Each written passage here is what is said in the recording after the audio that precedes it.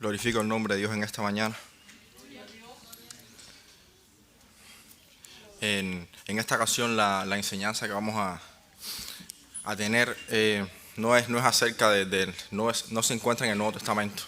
Decidí darle un receso al Nuevo Testamento, porque hay cosas en el Antiguo Testamento de Dios, del carácter de Dios, que son muy importantes que un creyente las conozca.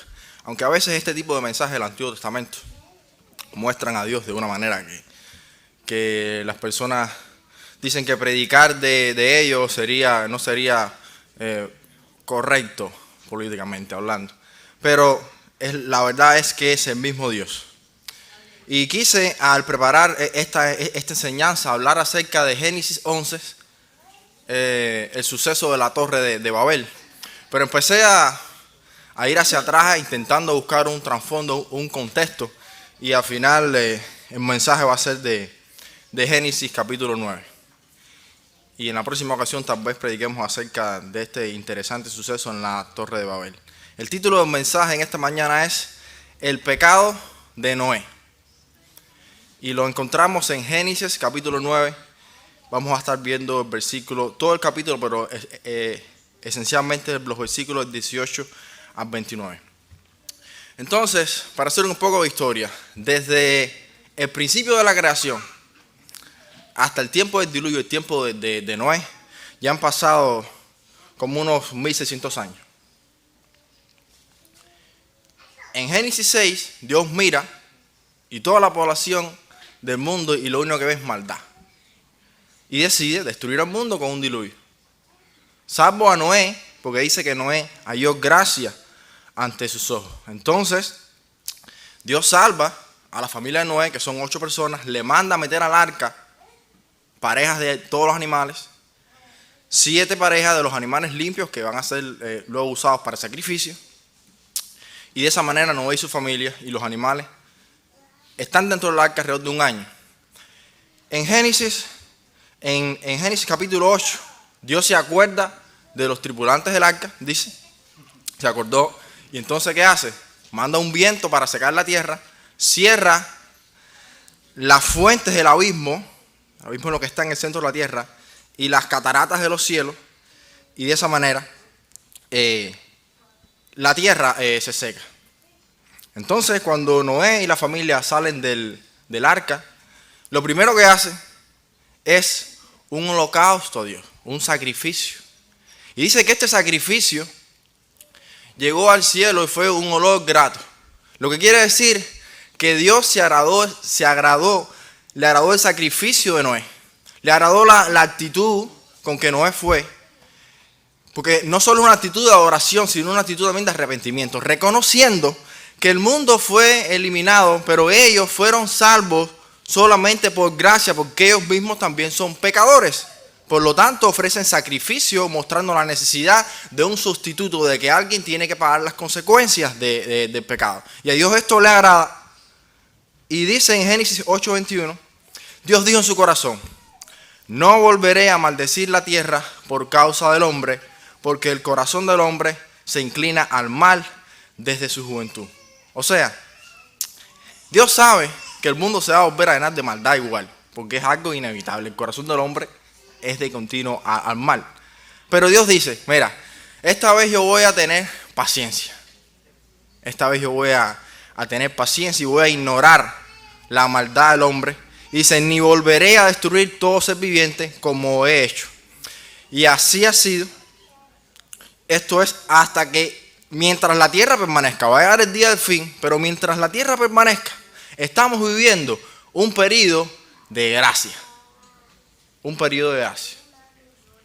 Pero dice Hechos 17:30, que ya este día final ya ha sido establecido. Dice, Dios, habiendo pasado por alto los tiempos de esta ignorancia, Dios está ignorando el pecado de la humanidad.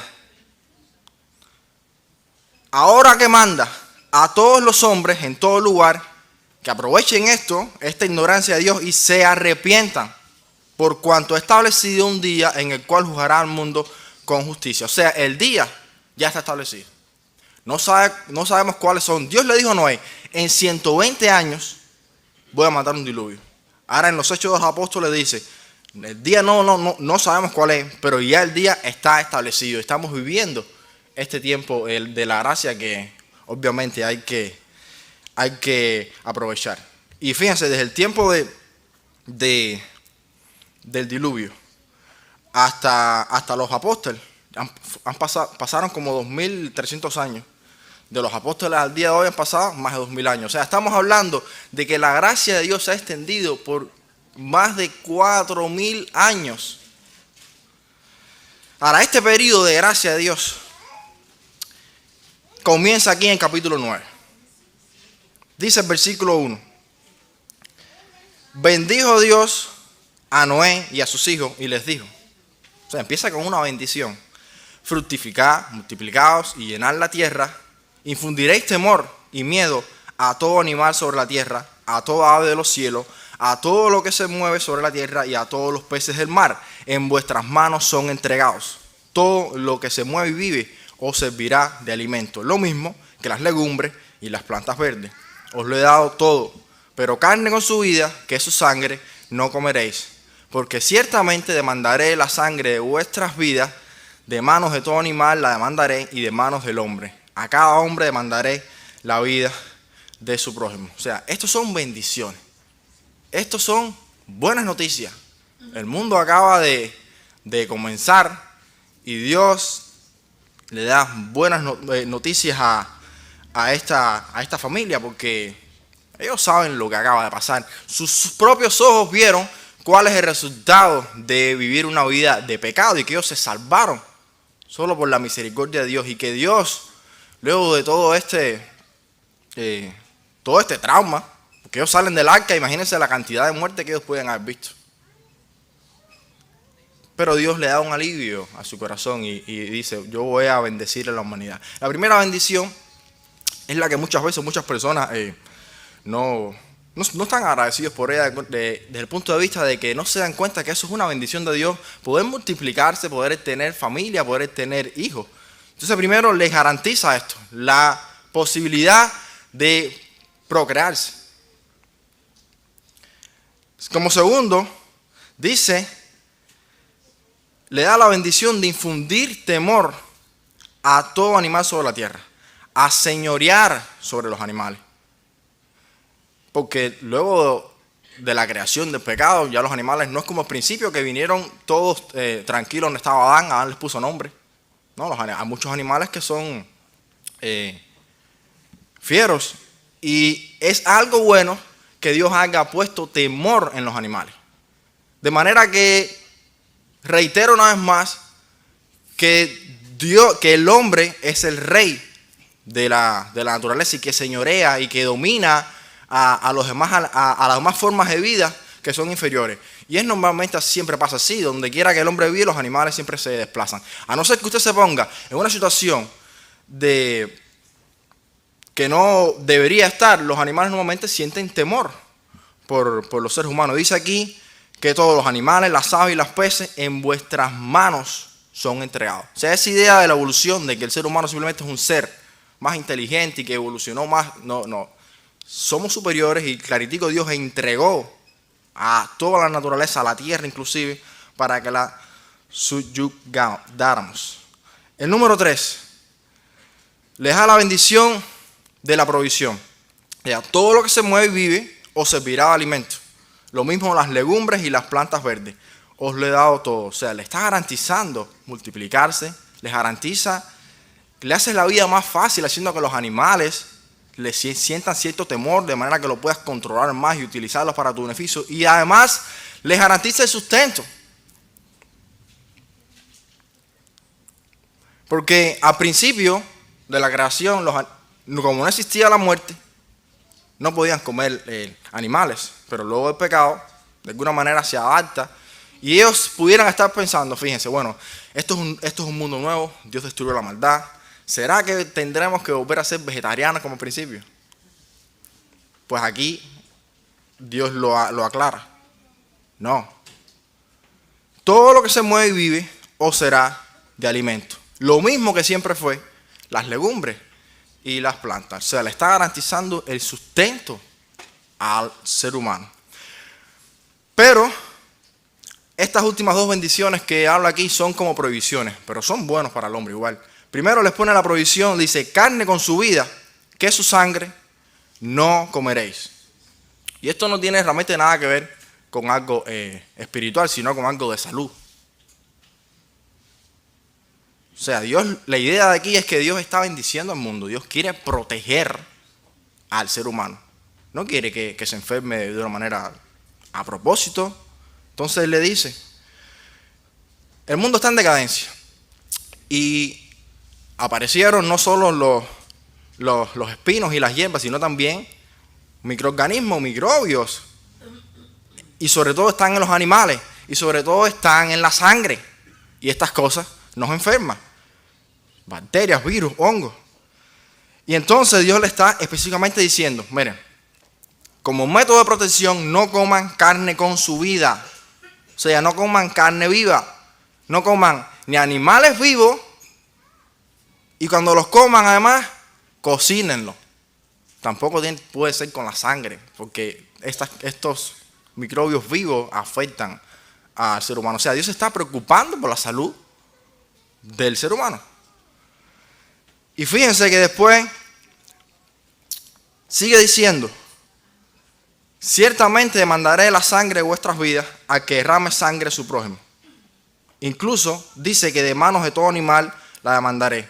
La vida del ser humano no solo está, mírenlo de esta manera, no solo está amenazada por las enfermedades que están dentro de la sangre de los animales, sino que también está amenazada por el propio hombre y por los propios animales. Por tanto, Dios pone pena capital aquí para proteger al ser humano, inclusive sobre los animales. Si alguien mata a un hombre, Dios dice premeditadamente, Dios demanda que también muera. Y esto, lejos de ser algo malo, es algo bueno, porque preserva a la sociedad y a las personas de ir en su maldad. Incluso pone un castigo sobre los animales. Fíjense que esta ley antes no existía. Antes Dios no requería que la persona muriera cuando mataba a alguien. Por eso es que Él protege inclusive al mismo Caín. Y le pone, o sea, primero no le hace nada a Caín cuando mata a su hermano, pero además le pone una protección para que nadie que lo viera y se recordara lo que hizo Abel lo matara. O sea, esto de la pena capital viene después del diluvio. Entonces estas leyes son para bendecir al hombre, para protegerlo. Pero hay algo interesante aquí. Dios les da la posibilidad de procrearse, de multiplicarse, los protege de la manera que les da sustento, los protege de la manera que van a comer, los protege de que alguien los mate. Pero ¿quién los va a proteger? De Dios mismo. ¿Quién los va a proteger de la ira de Dios? Porque todo está muy bien, pero el hombre es malvado y Dios en su justicia tiene que volver a hacer lo mismo del diluvio. Entonces, el único que puede proteger a la humanidad de Dios es Dios mismo. Por tanto, Él hace un pacto con el hombre. Los pactos que Dios hace, Dios hizo un pacto con Abraham y la señal que fue la circuncisión. Dios hizo un pacto con Moisés y la señal que fue el sábado. Dios hace un pacto ahora con Noé y la señal es lo que conocemos como el arco iris. Dice realmente aquí la palabra que fue un arco en las nubes, como símbolo de misericordia. Pero este arco es un término de guerra. Es como en la antigüedad, cuando un soldado disponía las armas, que ya no quería atacarte, el arco en vez de ponerlo así lo ponía para él.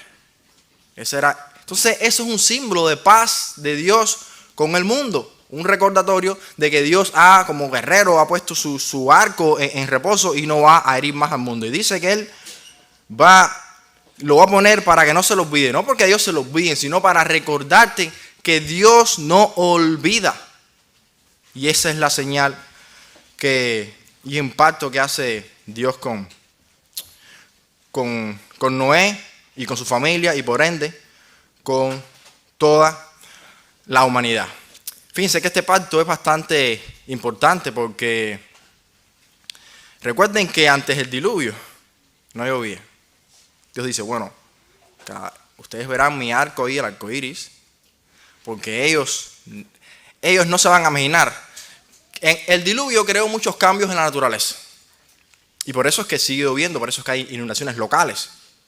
Y tal vez esta familia ve llover de nuevo y ellos se van a imaginar de que va a pasar lo mismo. Y Dios le dice, no es lo mismo.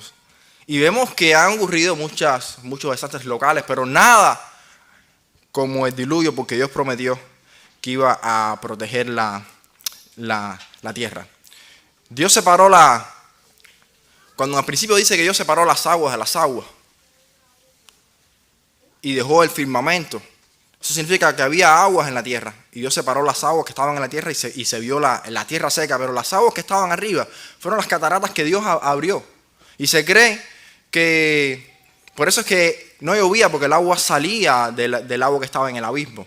Pero esa agua que estaba encima no era para llover como ahora, que el ciclo de lluvia es distinto. Esa agua era para proteger la tierra, y se cree que es una de las explicaciones de por qué el ser humano vivía tanto y de por qué también los animales vivían tantos años, cientos de años, al punto de que se convertían en los reptiles que no paraban de crecer en lo que la gente conoce como dinosaurios. Entonces ahora la lluvia, ahora es distinto, ahora llueve, pero no llueve para destrucción. Entonces estas son bendiciones generales que Dios hace sobre la humanidad. Dios muestra misericordia, paciencia, bondad, y no le da al hombre. Cada vez que usted vea ese arcoíris, usted recuerde que Dios es un recordatorio de que Dios no retribuye al hombre por lo que realmente merece. Porque en una ocasión ya destruyó al mundo y el mundo es malvado igual que antes. Entonces solo la misericordia de Dios es por lo cual hemos permanecido. Pero a pesar de que Dios está en un tiempo de ignorancia, eso no quiere decir que Dios va a ignorar todos los pecados todo el tiempo. Y solo va a declarar bendiciones. Así no es como funciona. Entonces, llegamos al corazón del mensaje acerca del pecado de Noé. Y vamos a estar leyendo Génesis 9 a partir del versículo 18. Esta es la primera maldición que ocurre en la raza humana por su pecado. No a nivel global, pero sí regional. Los hijos de Noé que salieron del arca fueron Sem, Cam y Jafet. Cam es el padre de Canaán. Estos tres fueron los hijos de Noé y de ellos se pobló la tierra. Después comenzó Noé a labrar la tierra y plantó una viña. Bebió el vino, se embriagó y se desnudó en medio de su tienda. Cam, padre de Canaán, vio la desnudez de su padre y le dijo a sus dos hermanos que estaban fuera. Entonces Sem y Jafet tomaron la ropa, la pusieron sobre sus propios hombros y andando hacia atrás cubrieron la desnudez de su padre.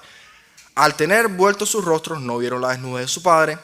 Cuando despertó Noé de su embriaguez y supo lo que le había hecho su hijo más joven, dijo: maldito sea Canaán, siervo de siervos será a sus hermanos. Y añadió: bendiga Jehová mi Dios a Sem y sea Canaán su siervo. Engrandezca a Dios a Jafet, que habite en las tiendas de Sem y sea Canaán su siervo. Después del diluvio, Noé vivió 350 años. Todos los días de Noé fueron 950 años y murió. ¿Alguien se pudiera imaginar que después de todo lo que pasó y Dios salvó a esta familia de justos, que el mundo que saliera de ellos iba a ser un mundo santo también? Sobre todo Noé, que dice que llevaba 600 años caminando con Dios. Pero si leen bien, fíjense que cuando habla de la rectitud de Noé, dice que era recto y justo comparado con los demás. Esa es la rectitud que habla. Y era un hombre justo igual. Pero todas las cosas se inundaron, pero el pecado no se inundó. El pecado también se salvó. El pecado se salvó ahí y se subió al arca y se bajó del arca. ¿Y dónde estaba el pecado? En la naturaleza, bien ahí del ser humano, incluso del hombre más justo que era Moisés. Porque El mundo es distinto y todo cambió, la tierra sufrió muchos cambios con el diluvio, pero el hombre sigue siendo el mismo. La única solución, el remedio que realmente tiene el hombre es a través de Cristo, cuando resucitamos y somos realmente transformados. Pero este hombre aquí que sobrevivió en el arca sigue siendo el mismo. Ahora, el incidente aquí que se narra, yo diría que la primera vez que oí esto, cuando era un niño, era un poco extraño porque me parece como que un pecado bien sencillo, ¿no? Un hijo ve a su padre sin ropa, sí, lo ve, pero tanto así, cuando tú lo comparas con otros pecados mayores. Pero pecado es pecado. Entonces, la gente se puede imaginar que, no, si yo me libro, yo me abstengo de cometer los pecados grandes, que asesinato, adulterio, y ya todo está bien. No. Los pecados sencillos también pueden tener consecuencias. Y normalmente, y Dios, a propósito de los tantos pecados que puedan haber cometido ellos, escoge algo que tal vez parece insignificante. Porque ningún pecado es trivial. Y todos merecen el castigo de Dios completamente. No solo es las cosas grandes, sino, como se narra aquí, la falta de autocontrol y la falta de respeto son también algo serio. Entonces dice que Noé comenzó a labrar la tierra y plantó una viña. Ay, no hay nada malo con esto, en sembrar árboles y sacarle el jugo de los frutos y disfrutar de ellos es algo bueno. Pero como el mundo está en decadencia, las frutas se fermentan. Y como producto de la fermentación, luego que se sintetizan las azúcares que hay dentro de la fruta, como resultado sale el alcohol. Y eso es un problema. Los judíos, en el tiempo de antes, los judíos mezclaban el agua con alcohol para purificar el agua. Pero un tin más de alcohol al agua y ya eso es súper peligroso. Por eso fue que en Levítico Dios le prohibió a los que trabajaban en el templo de echarle vino al agua. Y Dios se lo prohibió a los que servían en el templo, a los que hacían el voto de Nazareno. En el Nuevo Testamento vemos que se lo prohibía a los ancianos de la iglesia. Hay una excepción con Timoteo, que Pablo le dice. Hay que leer bien ahí porque algunas versiones lo escriben mal. Pablo no le dice a Timoteo de que tome vino. Le dice un poco de vino. Que no tome agua sola como estaba establecido, sino que normalmente hiciera como los demás, que le echara el poquito de vino porque tenía problemas de salud. Pero no es que tomara agua, sino que le echara un poco de vino al agua como era de costumbre por temas de salud. Pero normalmente estaba prohibido. Dice Proverbios 31 que tampoco era ni siquiera recomendable para los reyes y para los príncipes. ¿Por qué? Porque dice, no sea que se olviden la ley y perviertan el derecho de los afligidos. Entonces, el punto es que el tomar alcohol, cualquier bebida que contenga alcohol, inclusive el agua, puede traer un poco de alegría, pero puede tener consecuencias catastróficas por solo perder el control un tin. Esta palabra desnudo aquí, el profeta Habacuc en el capítulo 2, versículo 15 dice: ay del que da de beber a su prójimo, ay de ti que mezclas tu veneno hasta embriagarlo, para contemplar su desnudez. Serás saciado de deshonra más que de gloria, bebe tú también y muestra tu desnudez. Lo que está diciendo es que cuando tú te emborrachas, tú tiendes a estar desnudo. No físicamente, sino que tú hablas todo, pierdes las inhibiciones, pierdes el control, ya tú pierdes las conductas morales que tú tenías. Tú te sientes de alguna manera libre y todo sale. Las personas cambian cuando se emborrachan, completamente. Mostrando realmente quiénes son. Lo que pasa es que cuando estás en tu sano juicio, tú logras controlar muchas cosas, pero cuando tomas esta barrera que Dios puso, la pierdes. Dicen Lamentaciones, pierdes la pena, pierdes el sentido de esencia, la vergüenza, te expones completamente, te desnudas y todo el mundo sabe todo de ti. Dice Lamentaciones 4:21, regocíjate y alégrate, hija de Edom, la que habitas en la tierra de Uz, también a ti pasará la copa, te embriagarás y te desnudarás. Hay versiones que dicen vomitarás, pero realmente lo que dice es desnudarás, porque se refiere a esto mismo, a que tú te expones completamente. Ahora, en el caso de Noé, la desnudez sí fue literal. Dice el versículo 21, bebió el vino, se embriagó y se desnudó en medio de su tienda. O sea, lo que sea que estaba haciendo Noé, no estaba honrando a Dios. Tal vez buscando un alivio, un poco de alegría, despejar, digamos. No sé lo que hizo Noé, pero lo que sea que estaba haciendo, en ninguna manera, eso estaba honrando a Dios. Y fíjense que el tema de estar borracho es crítico en el Antiguo Testamento. Hay un suceso que se narra en capítulo 19 con Lot y las hijas. Y lo que ocurrió luego de que lo emborracharan, él ni se dio cuenta de nada de lo que pasó. Pero sí fue él el que empezó a tomar hasta el momento que pierde el control. Y las naciones que salieron de las hijas de Lot fueron los moabitas y los amonitas. Ambas naciones maldecidas por Dios, ambas naciones enemigas del pueblo de Israel de todo el tiempo. Esas son las consecuencias graves que tiene el emborracharse. Dice el versículo 22, Cam, padre de Canaán, vio la desnudez de su padre y lo dijo a sus dos hermanos que estaban fuera. Hay mucha literatura con el término de vio su desnudez haciendo algún tipo de alegación, algo sensual. Hace años que un judío habló conmigo y me lo dijo de esta manera. Pero cuando yo miro bien, eso es pura especulación, no tiene ningún sentido, está fuera de contexto, porque la palabra de vio su desnudez se utiliza mucho en Levítico para temas sensuales, pero no es la misma palabra y ni siquiera el contexto aquí. Él no desnudó, él vio nada más. Ahora, primero hay que aclarar, ¿no?, que Cam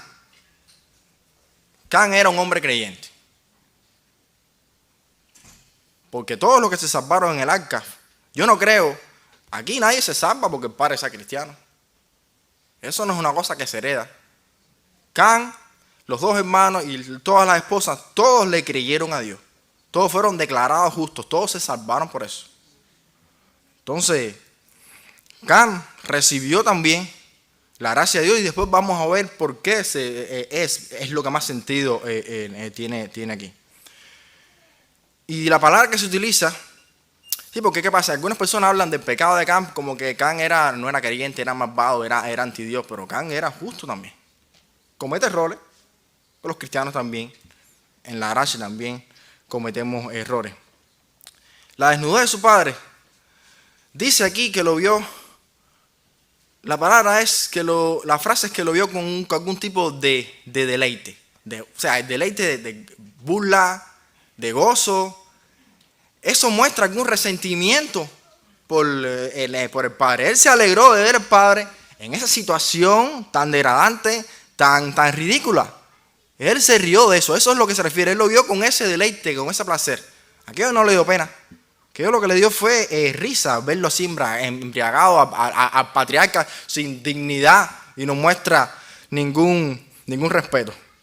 Esto nos dice que sí, realmente Cam era de cierta manera rebelión. Algún tipo de problema tenía con el padre que él reaccionó de esta manera e incluso él va afuera a donde están sus hermanos a decírselo.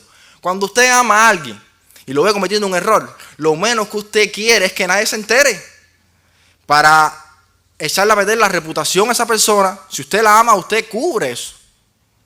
En el caso de Cam, él quiere que los hermanos se unan también al show y a estar burlándose de padre en vez de ir a cubrirlo y de alguna manera controlar la situación. Esto dice mucho de él y de la diferencia con sus hermanos. Él no protege el secreto de ninguna manera, él lo divulga.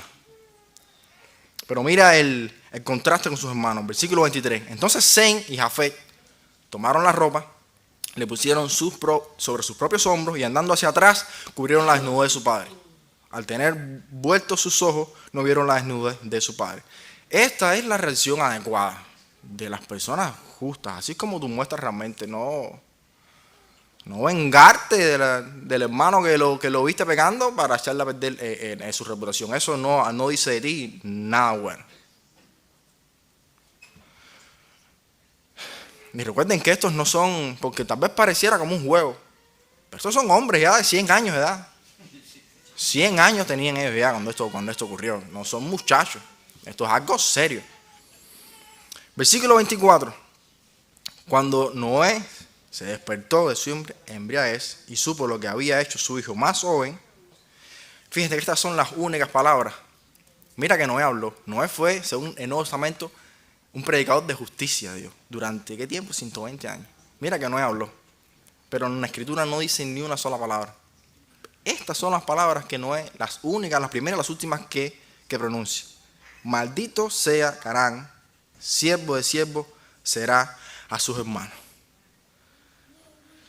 Lo primero que yo noté en este relato es que se menciona a Canaán demasiadas veces.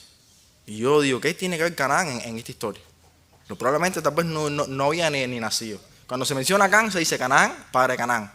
Y ya, padre de Canaán. Y Canaán.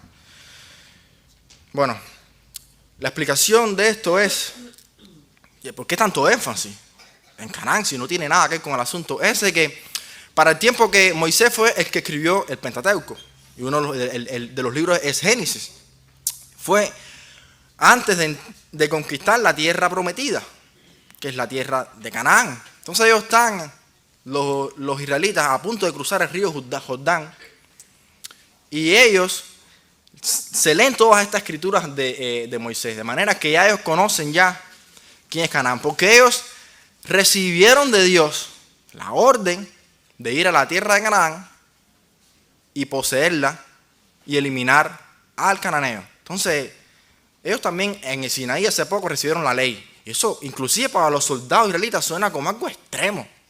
¿Cómo que ir ahí y aparte de quitarle sus tierras, también matarlo? No parece algo correcto. De manera que Canaán es introducido aquí para que sepan que hay una maldición sobre ese linaje. Mírenlo de esta manera. El agua fue el instrumento de justicia de Dios para poner en visto, para ejecutar la justicia de Dios sobre el mundo. Dios no va a hacer eso más hasta el día final, pero sí va a ejecutar su justicia localmente. Entonces el agua fue el instrumento de justicia de Dios para eliminar al mundo, y ahora el pueblo de Israel es instrumento de justicia para eliminar al cananeo, que obviamente era malvado, pero en gran manera. Y Dios varias veces hizo esto. Lo hizo con el pueblo Egipto también, con las plagas. Esto no es nada nuevo. No tiene sentido cuando usted también predica el evangelio ocultarle a las personas estas cosas. ¿Por qué esto ocurre? Porque esa es la realidad. El hombre es pecador y merece muerte, y la solución la tenemos en Cristo. Esa es la buena noticia. Pero el hombre tiene que saber que sus pecados tienen consecuencias, y Dios de vez en cuando ejecuta su justicia, de vez en cuando. Y por eso es lo que debemos estar agradecidos. Pero fíjense que la paciencia de Dios es demasiado, porque Él dice que esta ejecución de su justicia sobre el pueblo de Canaán no fue hasta que la iniquidad de ellos llegó al máximo. Dios esperó más de 400 años hasta que la iniquidad del cananeo, pero ya fuera el colmo, ya que ya no podía más. Dios le promete a Abraham esta tierra en Génesis 15:16, y le dice: a tus descendientes os verán acá en la cuarta generación, porque hasta entonces no habrá llegado su colmo la maldad del amorreo, que es otra palabra para decir cananeo. Así que Dios esperó con paciencia. Dios no los hizo malos a ellos.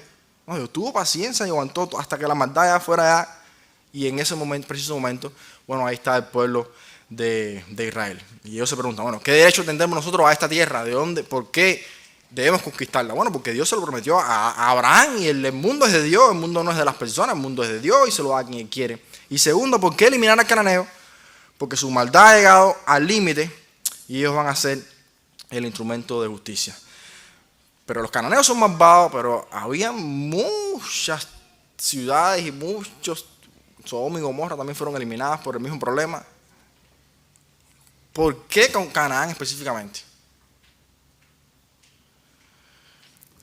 Yo digo que no es, porque fíjense que Cam tenía más hijos. Si vemos en el capítulo 10, tenía 4 hijos. Canaán era el más pequeño, el último que se menciona. Tenía Cus, Mizraim, Fut y Canaán. Dios no es el que pronuncia esta maldición, es Noé. Obviamente de alguna manera profética, Noé no habla por él mismo, es algo que es una profecía. Y yo digo que el instinto de Noé, cuando despertó de su problema, era haber maldecido a Cam, porque Cam fue el que hizo lo que hizo. ¿Y por qué no lo hace?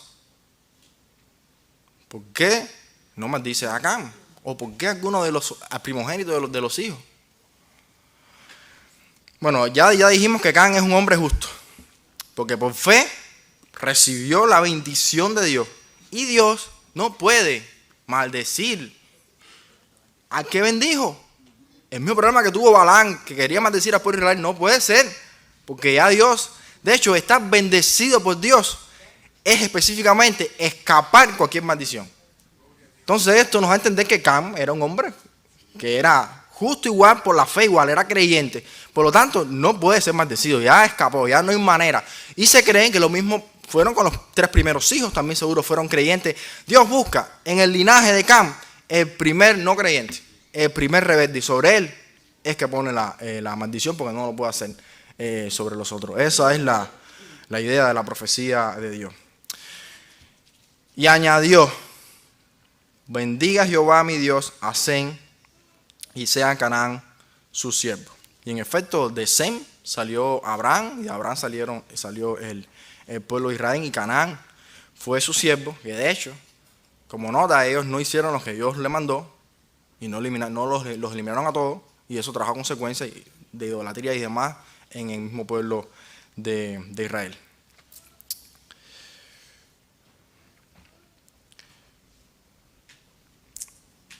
Dice que después del diluvio, Noé vivió 350 años. Todos los días de Noé fueron 950 años y murió. Lo inevitable siempre ocurre. Estos hombres, Adán y todos, duraron cerca de los 1000 años, no más de 900 años, pero al final, de todas maneras, la muerte los alcanzó a ellos, a Matusalén, a Noé también. Noé, ni con 600 años, caminando con Dios y ejercitado en buenas obras, fue capaz de restringir 100% su pecado. Ni siquiera con los 900 años que logra alcanzar, de todas maneras, el corazón sigue inclinado al mal. Porque dice la Biblia que es así, de esta manera, el hombre desde su juventud. Desde la juventud es así. Y eso no tiene fecha de caducidad. Es hasta el día final. Pero las buenas noticias, según las bienaventuranzas que dijo Cristo, es que somos, ¿cómo escapamos de esto? Es que somos bendecidos cuando reconocemos este problema del pecado y lloramos por el pecado. Bienaventurados son los que lloran, los que se lamentan de esta condición, los que se arrepienten cuando falla. Esos sí van a recibir consolación. Ese miedo de destrucción que el ser humano debe tener cada vez que peca, cuando tú lloras y tú confiesas tu debilidad, dice Cristo que que tú sientes ese alivio, tú sientes ese perdón. Y por tanto, sigue diciendo que eres bienaventurado más que por eso, también porque aparte de que te arrepientes, tienes hambre y tienes sed de justicia. Tú quieres agradar a Dios, tú quieres hacer lo correcto, tú quieres perseguir la santidad. Por un lado, tú lloras, tú te golpeas el pecho por tu falta, por tu incapacidad, porque pecas contra el Dios que te creó, pecas contra el Dios que te salvó, y al mismo tiempo tu impulso a pedirle al Espíritu que te dé fuerza para perseguir la justicia y la santidad. Al tú hacer esto, Dios te garantiza que vamos a escapar de su ira a través del sacrificio de Cristo Jesús. Y para los que no son salvos, el llamado de Dios, según la palabra que leemos, es un llamado de urgencia. Estamos en el periodo postdiluviano. Aprovecha este tiempo de gracia. Aprovecha la ignorancia de Dios. Aprovecha la oportunidad. Aprovecha la predicación. Han pasado miles de años que las personas han tenido para volverse de su maldad y venir a Cristo. Dice, pide a todos los hombres. Esto es lo que pide. Que vengan a Él y se arrepientan. No para que tengan dinero y salud, sino para que tengan salvación. Para que tengan vida eterna y sean librados del juicio de Dios. Todavía, si alguien ha visto el arcoíris recientemente, después que ha llovido, todavía el arcoíris está ahí. Todavía estamos en tiempo de la gracia, todavía tiene ese árbol, ese arco con dirección hacia Él mismo. Pero un día, el mundo tuvo una segunda oportunidad cuando Noé, pero créeme que no va a tener otra oportunidad después de este periodo de la gracia, y Dios va a coger la flecha de justicia y con ira va a volver a destruir al mundo, no con agua, dice la palabra, pero sí con fuego. Y el que no esté dentro del arca de salvación, luego que los que están dentro del arca no le pueden abrir la puerta a los que están fuera, porque es el mismo ángel de Jehová el que la cierra. No hay una tercera oportunidad. Entonces, si no has reconocido a Dios como creador, o si lo has reconocido y has doblado tus rodillas y lo has reconocido como rey, como tu Señor, y has suplicado perdón, no importa la maldición, no importa la destrucción del mundo, hay buenas noticias para ti. Eres salvo. Gracias a Cristo Jesús. Y por eso decimos a Dios la gloria.